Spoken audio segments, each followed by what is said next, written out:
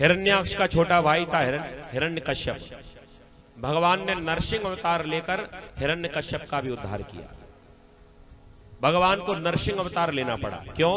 क्योंकि हिरण्यकश्यप ने ब्रह्मा जी की तपस्या की और ब्रह्मा जी से वरदान मांगा, महाराज मुझे अमर कर दो। ब्रह्मा जी ने कहा अमर तो मैं खुद ही नहीं, तुझे कहां से कर दूं? कह दिया अमरता का वरदान नहीं दे सकता, इसके बदले में जितने मांगेगा उतने मिलेंगे। तो ठीक है महाराज, जितने मांगो उतने दे दो। मांगो। मांगने की जड़ी लगा दी। ना दिन को मरूं न रात्रि में, कह दिया तथास्तु। ना ऊपर मरूं न नीचे, तथास्तु। ना बाहर मरूं न भीतर मरूं, तथास्तु। ना अस्त्र से मरूं न शस्त्र से, तथास्तु। आपकी बनाई गई सृष्टि में कोई न मार पाए, तथास्तु। न जीव से मरूं न निर्जीव से, तथास्तु। अंत में कह दिया 12 महीनों में मेरी मृत्यु ही ना हो। ब्रह्मा जी ने कह दिया तथास्तु। हंसने लगा, लो अमर तो मैं वैसे ही हो गया। ब्रह्मा जी तो वरदान देकर चले गए। इसने अत्याचार फैलाया। सबसे पहले नियम बनाया कि जो भी मेरे राज्य में नारायण का नाम लेगा उसे पकड़कर फांसी पर लटका दो, उसे मृत्यु दंड मिलना चाहिए। लेकिन इसे क्या मालूम था, इन्हीं का पुत्र प्रहलाद ये भगवान के सबसे बड़े भक्त होंगे। इनकी पत्नी का नाम था हिरण्यकश्यप की पत्नी कयाधु।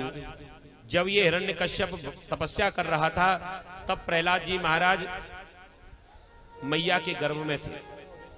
इंद्र आया कयाधु को मारने के लिए, लेकिन नारद जी ने आकर प्राण बचाया। इंद्र ने कहा कि ये गर्भवती है, ये जरूर किसी राक्षस को जन्म देगी। लेकिन नारद जी ने कहा कि कोई राक्षस नहीं है, इनके गर्भ में भगवान के बहुत बड़े भक्त हैं, इसे मत मारो। नारद जी के कहने से इंद्र ने कयाधु को तो छोड़ दिया। लेकिन थोड़ा समय जो सत्संग मिला, और नारद जी के यहाँ तो नारायण नारायण का कीर्तन होता है, ऐसा सुंदर कीर्तन कराया कयाधु को। जब मां ने इस कीर्तन को किया तो इसका प्रभाव गर्भ के ऊपर भी पड़ा और बालक जन्म से ही नारायण नारायण कहना सीख गया। जब बालक पैदा हुआ तो बचपन से सबसे पहले नारायणी शब्द इनके मुंह से निकला। लोग अचंभा करने लगे। जब दैत्य आया अपने पुत्र के पास, गोद में बिठाया, सिर पर हाथ फेरा और पूछा, बेटा मैं तुम्हारा पिता हूं, बोलो तुमने क्या सीखा है? कुछ पढ़ना लिखना जानते हो क्या?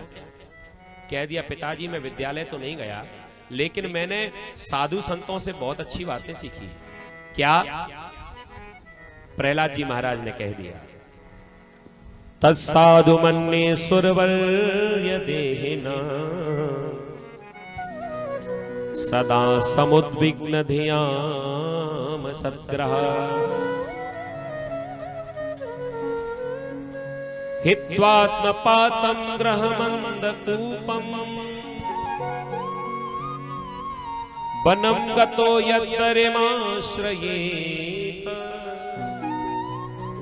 वनं गतो यद्गरिमाश्रयेत। पिताजी मैंने तो यही सीखा है कि बड़े भाग मानुष तन पावा। बड़ी मुश्किल से मिला है तो ये शरीर कहीं बेकार व्यर्थ ना चला जाए, इसलिए भगवान का भजन करो। जो भगवान का नाम सुना सो नाराज हो गया। किस भगवान की बात करता है? एक ही तो भगवान है जिनका नाम है नारायण, और नारायण नाम से सबसे ज्यादा चिढ़ता था। तुरंत अपने ही बालक को गोद से नीचे फेंक दिया। मूर्ख, ये तुझे किसने सिखाया? कह दिया साधु संतों से सीखा। कयाधु आ गई, महाराज क्यों नाराज हो गए? कह दिया ये बालक मेरा होकर और मेरे शत्रु का नाम लेता है। कयाधु ने कहा महाराज अबोध बालक है, पढ़ना लिखना नहीं जानता, अब पहले इसको पढ़ाओ लिखाओ। समझ गए हाँ गलती तो मेरी है। तुरंत शुक्राचार्य जी के पुत्रों को बुलाया। शुक्राचार्य जी के 2 बेटा थे, षंड और अमरक। षंड अमरक को बुलाया और कह दिया गुरुपुत्रो जी महाराज बालक को लेकर जाओ गुरुकुल में और इसे दैत्यों का ही कोर्स पढ़ाना, इसको सिखाना कि सबसे बड़ा भगवान यदि कोई है वो है हिरण्यकश्यप। इससे बड़ा भगवान कोई नहीं, मैं अमर हूं, अजर हूं, कोई मैं समाप्त नहीं हो सकता, मेरे जैसा दुनिया में कोई नहीं।